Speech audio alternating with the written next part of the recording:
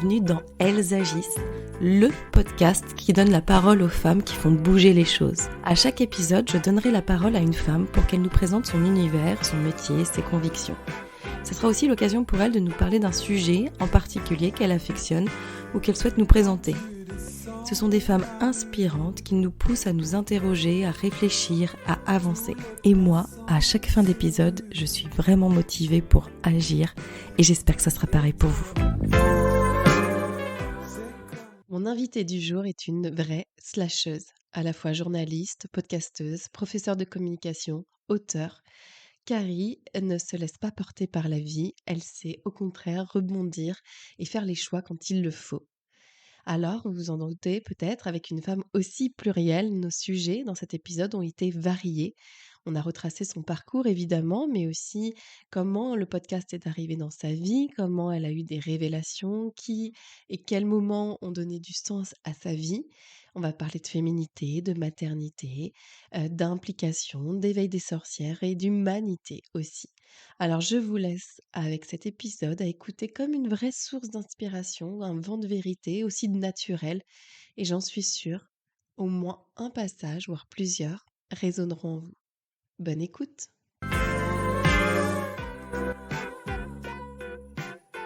Salut Carrie. Bonjour Émilie, comment tu vas? Écoute, moi je vais très bien. Ça, c'est le réflexe de la podcasteuse qui te pose la Ah question. pardon, déjà J'adore. en fait, c'est moi qui vais t'interviewer, tu ne le sais pas encore Émilie. Ah, j'adore. Non, mais c'est trop bien. Mais alors, du coup, est-ce que tu peux te présenter déjà qui tu es? Mmh. Tu te présentes de la manière dont tu veux, personnellement et professionnellement. Pour ceux qui ne te connaissent pas, Très qui bien. es-tu? Est-ce que je dois dire mes mensurations aussi? Tu dis vraiment ce que tu veux. C'est tellement compliqué. Alors déjà, franchement, je suis tellement émue et heureuse d'être là parce que c'est vrai que d'habitude, c'est moi qui pose des questions, donc ça c'est un exercice qui va être très, très compliqué pour moi. Mais merci de m'offrir ce micro et ce moment. Je suis ce qu'on appelle une slasheuse. Donc une slasheuse, en fait, c'est une personne qui cumule un petit peu, plusieurs étiquettes, plusieurs fonctions. Mais en vrai de vrai, j'ai vraiment l'impression qu'il y a un fil conducteur commun dans tout ce que je touche. Donc en fait, à la base, moi je suis journaliste de formation. J'ai travaillé pendant 15 ans dans la presse féminine, digitale, radio ou print, ce qu'on appelle le print. Et ensuite, parallèlement à ça, j'ai toujours aussi beaucoup travaillé avec les marques. Je me suis beaucoup intéressée à tout ce qui va être communication, marketing.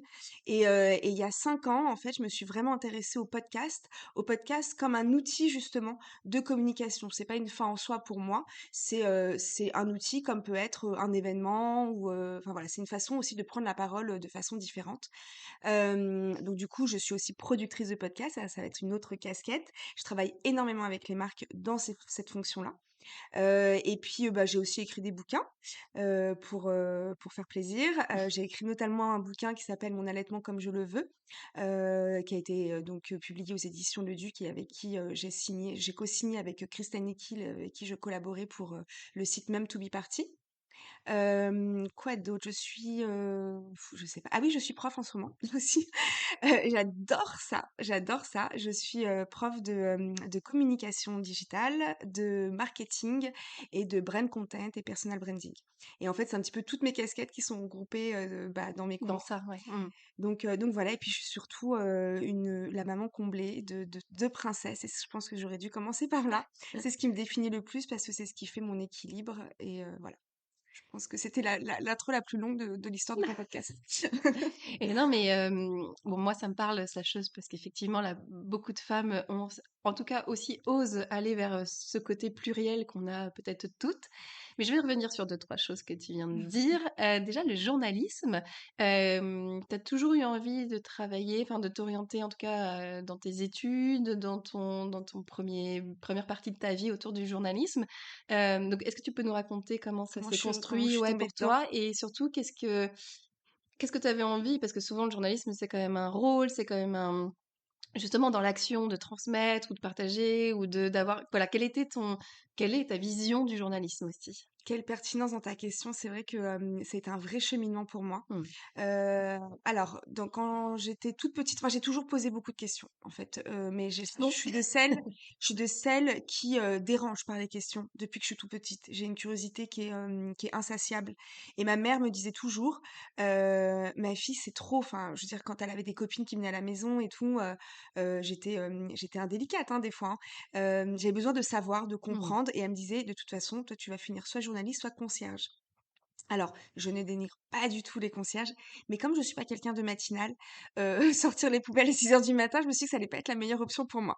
Donc déjà, il y avait des j'ai aussi été un petit peu conditionnée par Mmh. ça, par cette curiosité exacerbée et puis quand j'ai eu 14 ans, j'ai regardé un film, alors attention, c'est une référence de vieux, qui s'appelle Sleepers. C'est un film en fait, sur de la pédophilie. Et c'est un film qui m'a beaucoup, beaucoup, Mmh mh. beaucoup marquée. Et il y avait un vrai sentiment d'injustice, enfin, c'est quelque chose qui m'a beaucoup forgée et du coup, j'ai voulu être procureure. J'ai tellement vou J'en ai fait une obsession que j'allais à 14 ans, j'allais toute seule au tribunal de Bobigny le mercredi et j'assistais à des audiences, si bien que j'ai un petit peu tapé dans l'œil d'une procureure, qui au bout de la 5 ou sixième fois, elle Oui, se se dit: «Mais demandait, qu'est-ce qu'elle fait qui est là?» cette gamine de Ouais, 14 ans qui vient assister à ouais. des audiences alors qu'elle connaît personne. Et je lui ai dit que je voulais être procureure, que j'avais et donc du coup, elle m'a vraiment chapeautée et j'allais avec elle aux audiences, même à huis clos, j'avais même eu le plaisir, de manger avec, les magistrats dans leur Génial. cantine et tout, genre j'étais mais, comme une dingue. Ouais. Et finalement, j'ai pas pu faire procureur vraiment parce qu'en fait, c'était beaucoup d'études et ma vie personnelle à ce moment-là ne me permettait pas de m'engager sur, au moins minimum 9 années d'études avec l'école de la magistrature à la fin, avec enfin franchement, c'était un cursus qui était très, très exigeant et on n'avait pas le droit de redoubler une seule fois. Enfin, il y a qu'une seule fois que tu peux redoubler dans ton cursus. Donc du coup, mais je me suis dit: «Mais mince, j'ai vraiment ce sentiment de justice qui est très exacerbé» et du coup, dans mes études, j'ai fait des études, en fait, double cursus, LEA. Alors LEA, je me suis dit: «Bah, avec les langues, tu vas partout» et droit.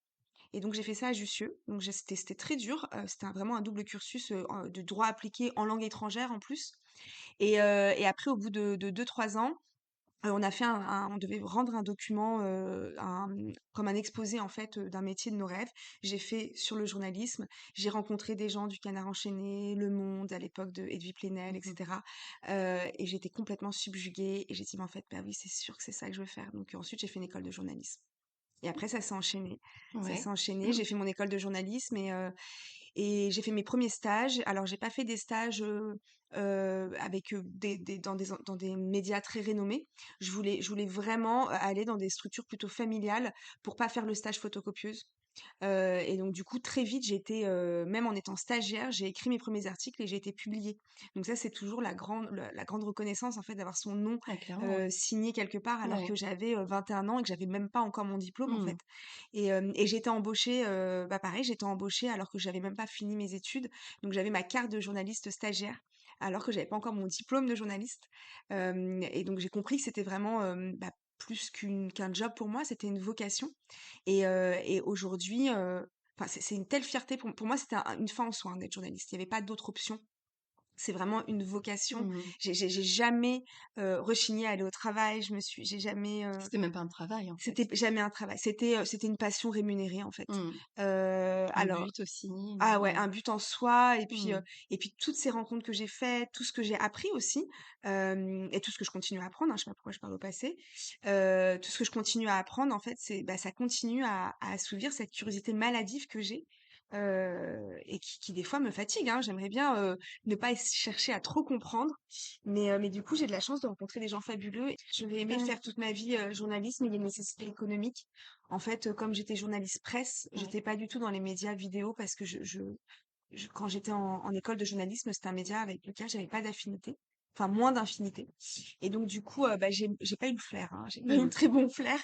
Et pour moi, c'était l'écriture. Après, j'ai toujours aimé écrire. Donc du coup, naturellement, je me suis dirigée vers l'écriture. Et en fait, il y a une réalité, c'est qu'en fait, en France, enfin en France, même dans le monde, hein, je pense, bah, les gens consomment de moins en moins de médias print, de magazines. Donc du coup, il y a une digitalisation de ces médias. Et la digitalisation a aussi provoqué une paupérisation en fait du métier parce qu'on est beaucoup moins bien payé. On est payé la moitié de nos piges. Donc moi j'ai toujours été freelance, hein, donc du coup on parle en pige. Donc j'ai eu du mal aussi dans ma transition. Aujourd'hui, j'adore travailler pour le web, mais j'ai eu du mal dans ma transition à travailler à écrire pour du référencement et non plus pour vraiment la vocation première, c'est-à-dire pour le Ouais. message. Mmh. C'est-à-dire qu'il y avait, on avait beaucoup de formations. J'ai travaillé pour Mondadori, donc des groupes comme Femmes Actuelles, Grazia. En fait, dans le brief, on nous demandait des mots-clés, du référencement, etc. Et du coup, quand tu es une journaliste puriste comme moi, ou qui a été élevée, Mmh. éduquée, et j'ai été éduquée, et j'ai étudié comme ça. À l'époque, moi, on nous élevait pas autour des hashtags. Bien sûr. Bah, du coup, ça a été un vrai challenge pour nous parce qu'on avait l'impression, d'être dirigés, d'avoir une pauvreté dans notre contenu, de perdre en qualité. Aujourd'hui, je comprends les bénéfices parce qu'on est dans une transition et on est obligé, donc je donne même des cours sur ça, donc c'est ça le Ouais. comble. Mais il y a eu une petite, Mais tu as vécu la transition, transition. en fait, ouais. Ouais, Tu l'as ah oui, oui, vécu, oui, en oui, fait. oui, Tu une oui. génération qui a vécu Ah ouais, le changement du métier de journalisme, et de heu l'éclosion aussi des influenceurs. et oui. Ça a été très dur pour nous les Et des blogs journalistes. aussi, parce que les blogs ont eu aussi une vocation à un moment Mmh. à transmettre des infos, des messages, et cetera, qui étaient même plus lus, peut-être même Ouais, encore maintenant, enfin, que la oui, oui, presse, oui. et cetera. Donc oui, il a fallu prendre un virage à un moment, quoi. Et puis ça a été de la frustration pour nous les journalistes où quand on allait aux événements presse où d'habitude, c'était pour nous, Ouais. ces événements presse en fait les événements presse c'est quoi? Ce sont des moments où les marques convoquent des journalistes pour, parler d'un produit pour qu'ensuite, nous on puisse transmettre et on soit le relais, donc de l'expérience qu'on a vécue autour du produit. Et donc, de plus en plus, moi j'ai Mmh. vécu les prémices où il y a commencé à avoir des gens qui étaient non journalistes qui venaient quand même aux événements. Donc les blogueuses, les youtubeurs et qui avaient pas forcément, de la connaissance du produit, ni la connaissance, même, Mmh. des ingrédients ou enfin des c'est-à-dire des vraies connaissances. C'est-à-dire que nous, on est quand même formés, à parler d'un produit autre que le packaging ou de dire: «J'aime» ou «J'aime pas» et donc du coup, on a commencé à côtoyer alors c'est plus le cas, hein, je suis vraiment pas en train de cracher sur les influenceuses parce qu'aujourd'hui il y a des gens qui sont très, très, éveillés, éduqués et qui sont passionnés. Mais au début, nous, ça a été c'était un peu dur parce qu'on s'est dit, bah, nous, on a fait toutes ces études Mmh. pour arriver là. Et puis, il y a une nana, parce que elle poste régulièrement, et même si aujourd'hui je comprends que c'est un métier, et ben, elle est au même niveau et même pire, très vite, elles ont été mieux accueillies que nous, en fait. Mmh. Et donc, ouais, ça a été, nous, les journalistes de cette génération-là, on s'est posé des questions sur bah, à quoi on sert, en fait, maintenant. On nous demande d'écrire différemment, pour du hashtag, des influenceurs, enfin, en tout cas, à l'époque, c'était des blogueuses, elles ont plus de crédit aux yeux des marques parce qu'elles ont plus de nombre de followers. Comment nous, est-ce qu'on se positionne face à ça? Oui, bien sûr. Donc il a fallu se réinventer et puis sortir de ses zones de confort. Donc ça, c'est un challenge d'une vie, je pense que ça, c'est j'ai pas besoin d'être journaliste Mmh. pour savoir que voilà, il faut toujours être un petit peu à la page, ne pas être réfractaire à l'évolution, et puis, si on l'embrasse finalement cette évolution, il y a moyen aussi d'en faire partie. Et aujourd'hui, quand je donne des cours de brand content ou de personal branding, c'était toutes les choses sur lesquelles je m'offusquais, il y a 10 ans quand même. Donc c'est un peu le comble, mais c'est pas parce que je suis une vendue, c'est parce qu'aujourd'hui, je me suis éveillée et puis, être réfractaire à ça, c'est vivre dans un monde parallèle. Donc, Mmh. autant en faire son allié. Oui, oui, c'est un peu, oui, être réfractaire, c'est comme tu dis, ouais, c'est Mmh. clair, et on en voit des personnes qui arrivent pas à voir cette évolution, qui est effectivement rapide, et qui peut être troublante, et cetera, mais à un moment, comme on disait, il faut prendre le virage et y Ouais. aller, quoi. Oui, oui. Du coup, après, naturellement, je me suis mise Mmh. sur les podcasts parce que j'ai eu, et là, c'est aussi très puissant, j'ai eu une personne dans mon entourage et donc des fois, la force d'une parole, qui te change la vie, moi, j'y crois beaucoup, et donc j'avais cette amie qui me demande: «Mais, donc qu'est-ce que tu fais, dans ta vie et tout?» Je dis: «Bah, je suis journaliste». «OK, tu es journaliste pour quel média?» Donc à l'époque, je travaillais pour Gazelle Magazine. Et ça faisait 12 ans et il tombe des nues, il me dit: «Mais attends, ça fait 12 ans que tu es journaliste pour Gazelle Magazine et tu tu pas évolué au sein du magazine?» Et je dis: «Bah non, je suis pigiste», «Mais attends, ça fait 12 ans que tu es pigiste», et donc genre en fait, il m'a mis en pleine face un immobilisme de ma part où j'étais vraiment dans une zone de confort et je regrette pas du tout ces années-là parce que mon Dieu, qu'est-ce que j'ai appris et qu'est-ce que je me suis Oui, mais là, éclatée. c'était un choc, quoi. Enfin, c'était Et en un fait, pour moi, mmh, c'était naturel, en fait, oui. d'être pigiste depuis des années. Et puis, franchement, je gagnais bien ma vie pour une pigiste parce que c'était pas facile de gagner sa vie. Et j'avais effectivement un média très, très fort qui me permettait d'avoir un revenu mensuel pendant des années, ce qui m'a permis d'avoir toujours été freelance, de faire mes mes enfants sans inquiétude, et d'être disponible et d'avoir mon temps aussi entre les mains. Et il me dit: «Mais, tu te rends compte que tu peux faire autre chose quand même que d'être pigiste chez Gazelle?» Et alors il m'a bousculée, ça m'a un peu dénigrée, quoi. Je lui dis: «Mais attends, moi je trouve ça hyper glorieux en fait d'être pigiste chez Gazelle». Et il me dit: «Qu'est-ce que tu sais faire d'autre?» Et je dis: «Bah, je sais rien faire d'autre en fait». Je dis: «Je t'assure que moi à part écrire, moi dans mon CV, j'ai fait des études de journalisme en fait, alors OK, je maîtrise des langues et tout, mais à part ça, et il me rit au nez. Parce que c'était un serial entrepreneur, lui, il me rit au nez, il me dit: «Mais tu te rends compte que t'es plus que ça, en fait. Tu plein de qualités qui sont tes compétences». Ça a été un chamboulement dans ma vie, un chamboulement. Et du coup, on s'est posé. Lui, il avait cette capacité à flairer les gens, et à extraire le potentiel. Et je sais pas comment je suis tombée, sur les podcasts. Je pense que j'écoutais des podcasts américains. Moi, j'allais te demander, est-ce que tu avais un podcast référence qui est un peu, tu sais, À l'époque, il y déclenché? avait pas trop de podcasts en France. C'était il y a 5, 6 ans. Il y en avait beaucoup moins que maintenant. Mais en fait, je suis tombée dedans aux États-Unis parce que j'écoute des podcasts américains et en fait, je me suis intéressée au marché financier du podcast et j'ai vu des chiffres, mais qui m'ont donné le vertige, qui m'ont donné le tournis, et ça n'a rien à voir avec la réalité en France parce que pour le coup, les podcasts aux États-Unis, ce sont vraiment des médias Oui. à part entière avec, Il y a une culture avec une podcast culture du aussi. podcast. Mm. Il y a des vraies régies, pub, donc il y a un vrai investissement, monétaire. Et donc du coup, je me suis dit: «Bah, on va être précurseur». Lui, il avait peur de rien, on va être précurseur et il me dit: «Bah, on va lancer un podcast» et j'avais le podcast avec un modèle économique derrière. Et donc le premier podcast s'appelait, «Les podcasts de Carrie», donc j'ai pas été très loin. Et très vite, en fait, cette personne, elle avait un lieu elle avait un loft, en fait, qu'elle louait pour de l'événementiel. Et en fait, il me dit: «Bah, écoute, de temps en temps, si tu veux, on peut mettre à disposition le loft pour faire de l'événementiel dans la continuité éditoriale des podcasts de Carrie, pour te faire un peu de renommée et cetera». Et alors là, j'ai vécu un autre chamboulement dans ma vie qui a été incroyable. Donc c'est pour ça qu'en fait, je raconte ma vie, même si j'aime pas trop, mais c'est juste pour l'inspiration que ça peut donner. C'est-à-dire vraiment sortir de sa zone de confort. Ça peut vraiment être salvateur. Je fais un événement, et donc le premier événement, ça s'appelle, bon pareil, c'était très très perturbant parce qu'à l'époque, on n'en parlait pas du tout. Ça s'appelait Libère tes règles. Et c'était un événement sur le flux libre instinctif. Donc c'était tout ce qu'on a parlé de menstruation pendant 3 heures. Et à l'époque, vraiment, il n'y avait pas encore eu, toutes Mhm. les lois, on s'était pas encore beaucoup questionné sur les précarités Et puis encore, il n'y a menstruelles et pas cetera. grand-chose maintenant. Enfin, tu vois ce que je Bah, veux en dire? tout C'est cas, oui, pas, mais on sait oui, ce que c'est c'est mieux. qu'une culotte Non, mais menstruelle, c'est mieux, mais c'est on sait pas ce que ouf c'est non que la plus. précarité Oui, oui. menstruelle. Il y a eu quand même Marlène Schiappa qui a fait beaucoup de choses aussi, qui a beaucoup pris la parole. D'ailleurs, elle m'a invitée très vite, Mhm. à modérer un débat autour de ça et cetera. Et en fait, donc lors de ce premier événement, j'ai tenu un micro. J'avais jamais tenu un micro de ma vie, donc devant une audience, et j'ai pas voulu lâcher le micro. Je dis: «Mais qu'est-ce qui se passe? Comment ça se fait que j'ai pas peur?» Normalement, je devais avoir peur. Je devais, être toute fébrile et trembler et me dire que j'allais parler devant une audience et comment ça allait se passer. Et je me suis sentie tellement à ma place.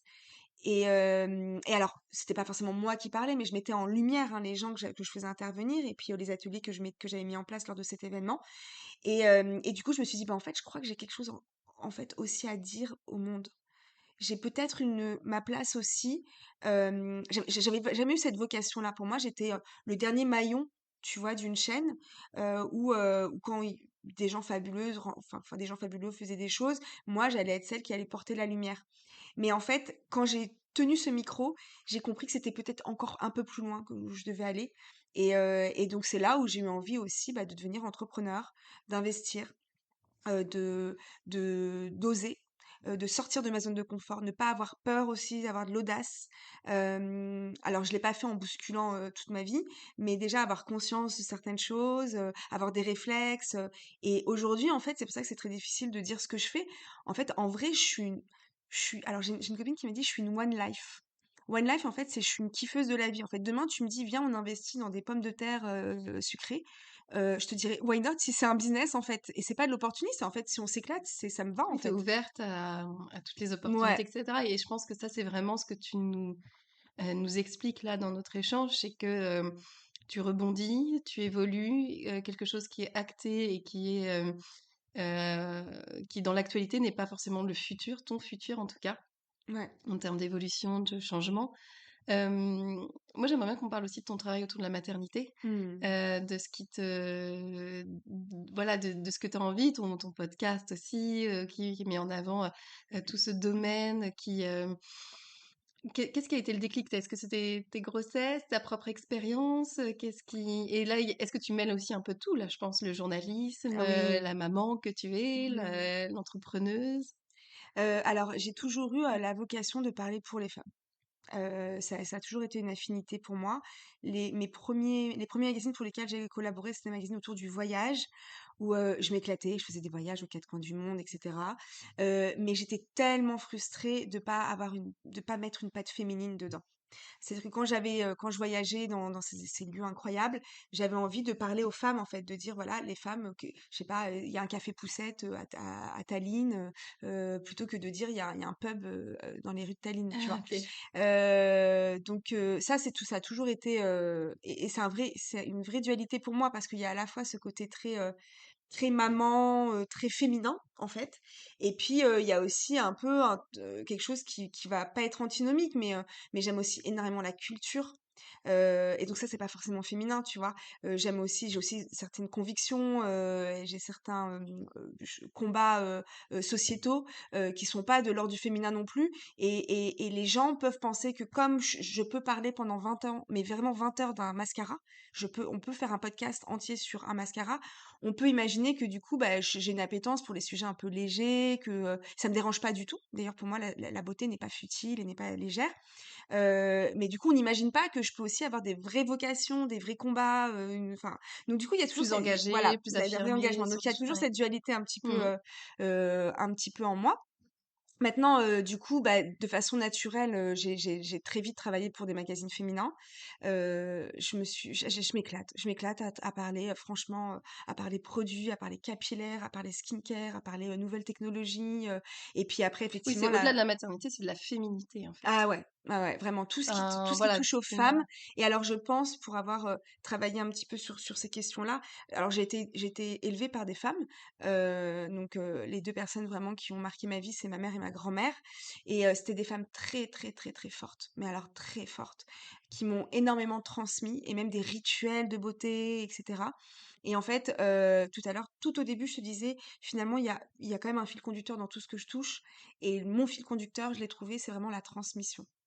Et alors, soit je transmets ce que moi j'ai en moi, soit je suis ce vecteur qui va transmettre pour les autres. C'est-à-dire que, par exemple, toi, demain, on va se parler et je vais transmettre ce que toi, tu m'auras appris. Et en fait, pour moi, la féminité, la femme, c'est la prêtresse de la transmission. Et j'ai lu aussi un livre qui m'a énormément éveillée qui s'appelle L'éveil des sorcières de de Katia Katia Bouchiche. Bouchiche. Ouais. Et ce film, enfin ce livre, pardon. Pourquoi je dis film? Ah, peut-être que c'est Bah, c'est Justice son futur, ah, voilà. peut-être. On lui proposera.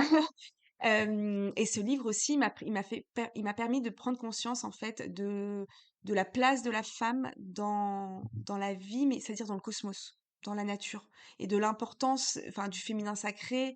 Enfin voilà, il y a des choses. Là après, je suis devenue un petit peu perchée, mais du coup, pour revenir à tout ça, enfin pour moi, ça a toujours été naturel. On est les prêtresses de l'humanité, et ça a toujours été naturel de parler pour les femmes.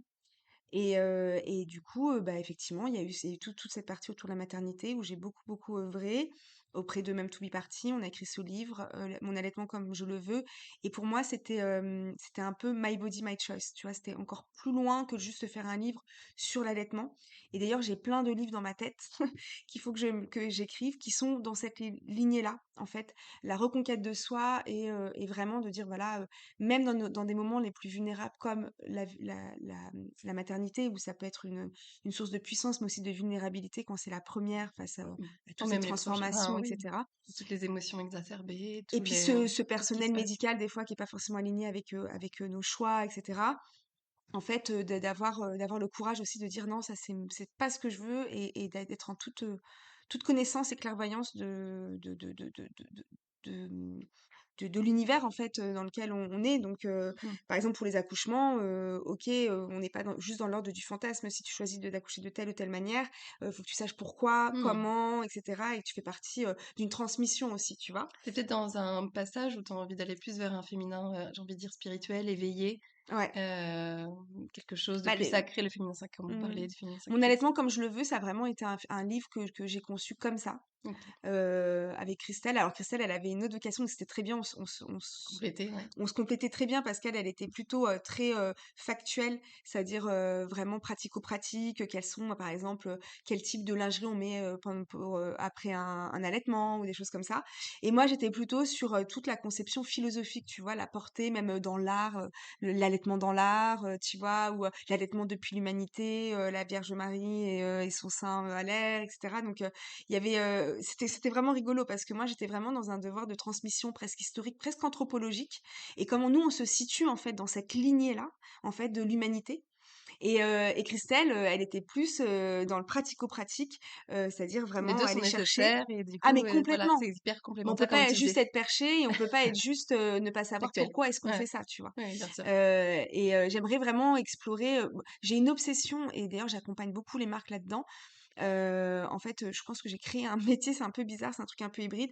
J'accompagne les marques dans leur storytelling, mais vraiment, de dire quelle est la résonance du produit dans le monde dans lequel on vit. En fait, c'est plus que du storytelling, du blabla marketing. C'est-à-dire vraiment de dire, ton produit, moi je vais pas te l'inventer, il est là, d'accord? Mais comment est-ce que il répond exactement au mood sociétal du moment? Donc, j'accompagne beaucoup les marques, dans cet objectif-là et en fait, c'est vraiment limite des fois je fais de l'anthropologie, quoi. C'est-à-dire, comprendre l'histoire Tu du fais une étude de produit, terrain presque. bah, l'histoire en fait du produit, Mmh. l'histoire, par exemple là j'ai une cliente, elle fait un savon, elle vient me voir, elle me dit: «Voilà, j'ai un savon, je viens de créer un savon grec, dans une île grecque, l'île d'Andros», donc une marque super sympa et elle me dit: «Est-ce que tu peux m'accompagner, dans la com?» Et donc pour elle, j'allais lui faire juste un dossier de presse ou, faire un peu de copywriting sur son site internet avec les fameux mots-clés et cetera. Et en fait, quand je me suis intéressée à son produit, je me suis rendu compte en fait son produit n'était que, une infime partie, presque un outil d'une philosophie globale, en fait. Et elle s'était même pas rendue compte de la puissance de la philosophie qu'il y avait derrière. Et pour moi, c'était un mouvement qu'elle pouvait lancer, au-delà de juste lancer Un produit. un produit qui était donc un savon. En soi, le savon, il n'y avait rien d'innovant, même s'il était super sympa avec une saponification à froid, des ingrédients naturels, etc. Mais en fait, je lui ai permis de s'élever encore plus haut parce que souvent aussi les gens, ils sont tellement dans leur process créatif avec, des contraintes de plaire à des cahiers de charges très, très lourds et cetera, que du coup, ils en oublient aussi, la portée du message vraiment global. Tu sais, ça me fait penser aussi, ce que tu dis là, ça a un vrai impact là sur, en fait, le quotidien. On c'est la même chose dans Mmh. ce qu'on entreprend, dans nos actes du quotidien. Si on prend pas cette hauteur ou cette philosophie en se disant, j'ai toujours cet exemple de l'océan qui est composé de petites gouttes d'eau. Tu vois, ce qu'on fait, c'est une goutte d'eau, mais en même temps, l'océan, il est composé de ça. Donc, si toutes les gouttes d'eau qu'on fait, enfin, tu vois, et de prendre cette ampleur de Complètement. son acte. Alors là, on parlait de marketing et de vente, mais en fait, je pense qu'on peut très bien le reporter, ce que tu dis, et c'est hyper inspirant, sur des choses du quotidien en se disant, mais en fait, ce que je fais, Quel est le sens quel est le qu'on leur donne? sens? Ouais. Quel est l'impact? Comment ça peut résonner sur d'autres personnes? Et là, on peut se rendre compte à quel point, même les petites choses Je suis tellement fan ont de ce que tu dis, je suis tellement d'accord avec toi. ouais, Et puis même de se rendre compte aussi qu'on est un point dans une lignée.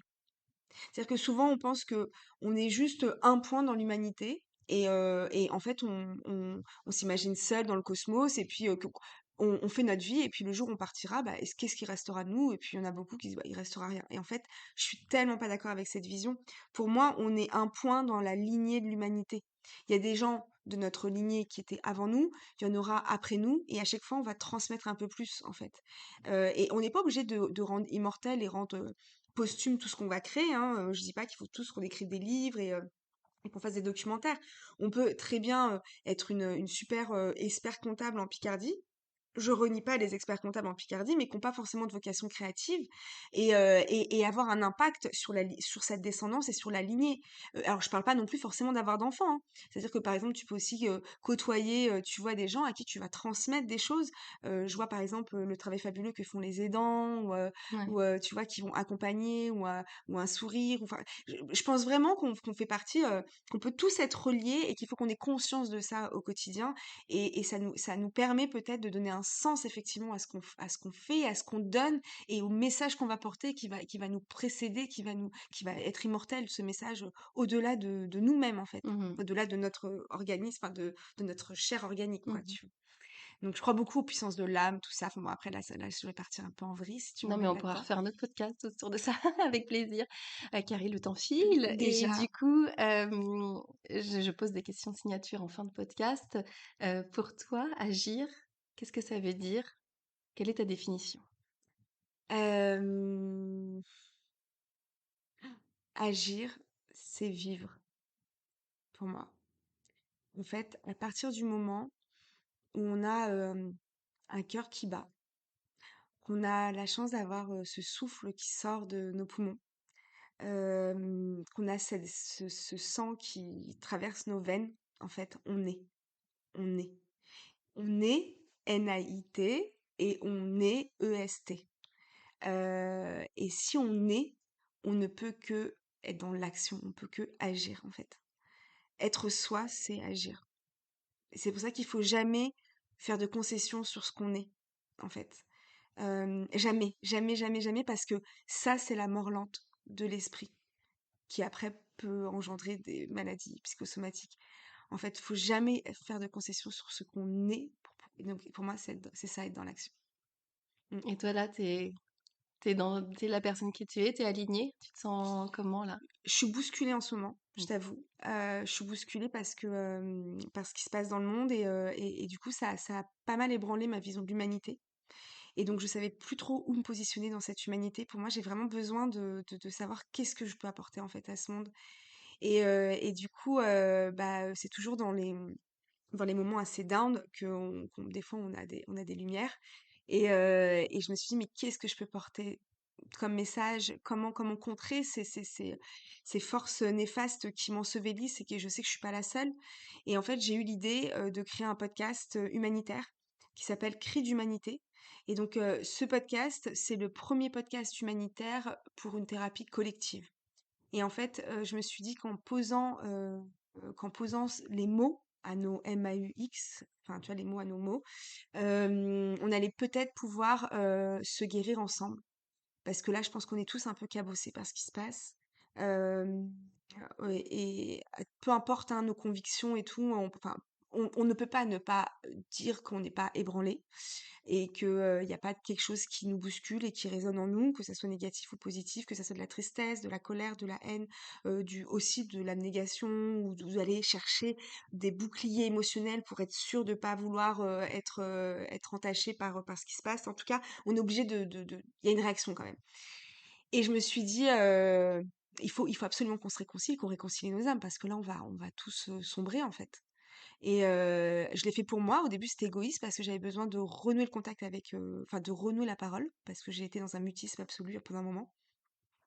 Et en fait, ça me fait du bien et j'ai l'impression que vraiment ça va faire du bien parce que les gens qui portent ce podcast sont, assez incroyables. Donc c'est vraiment un podcast, ouais, à visée humanitaire et je dis humanitaire parce que, je vais Mmh. jamais demander une seule rémunération. Pour moi, c'est quelque chose, un pro bono, quoi. C'est un truc complètement à part que je fais pour laisser une trace dans le monde et aider et être cette main tendue. Et à côté de ça, j'ai mon podcast à moi, qui est mon bébé, mon média, qui s'appelle Le Carré Show. Et Le Carré Show, c'est là la seconde, la minute pub, hein. On est d'accord?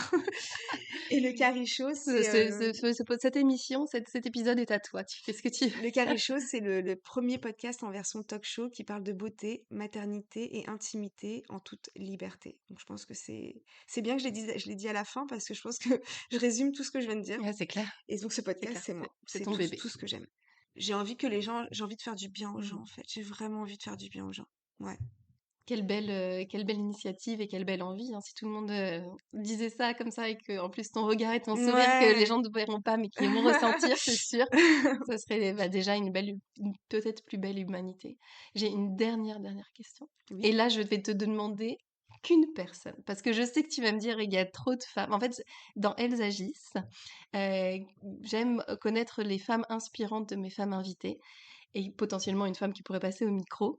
Donc, est-ce qu'il y aurait une femme qui t'inspire au quotidien, qui est dans l'action, qui pour toi représente Elles agissent Mais attention, Carrie, une femme. Parce que je sais que tu allais me répondre, j'en ai 10 millions, parce Ouais. qu'avant d'allumer le micro, je pense qu'on a fait une liste de je sais pas combien de femmes. Mais là, spontanément, et ça n'écartera pas les autres, mais en tout cas, voilà, à qui tu penses, ça serait qui et pourquoi? Alors, c'est pas une personne, hein, c'est une femme. Une femme. Je Ok. n'interviewe que des femmes, Hmm. pour l'instant. On verra. C'est très bizarre ce que je vais te répondre, hein. Très, très bizarre. La femme, ou plutôt la jeune fille, qui m'inspire en ce moment, c'est ma fille. Ah, Vraiment. C'est un être d'exception. Elle a tellement de talent.